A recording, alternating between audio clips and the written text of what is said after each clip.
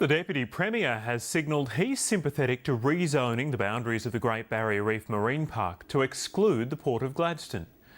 Mr Sini says the harbour is an industrial site and doesn't warrant the same considerations as the reef itself. He's told the United Nations environmental arm, UNESCO, to keep out of state business.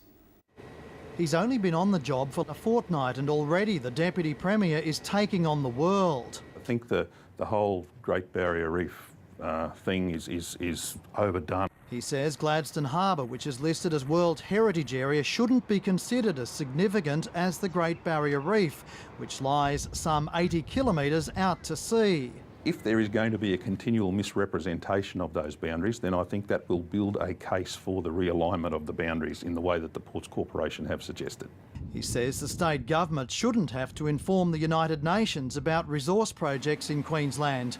The UN committee visited Australia last month to assess the impact of port and gas developments on the reef and criticised industry approvals in the region. I wonder about why UNESCO needs to be involved at all.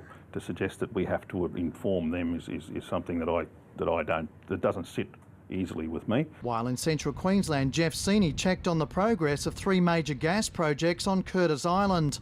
When completed, the plants will convert millions of tonnes of coal seam gas from the Surat and Bowen basins to liquid natural gas for export. The Deputy Premier says during construction, the projects will employ 18,000 people, with ongoing jobs for about 2,500. But that's little comfort for the Greens, who say Curtis Island is being destroyed. There'll be even greater devastation as the construction plant's development continues. We have the highest environmental standards that we adhere to.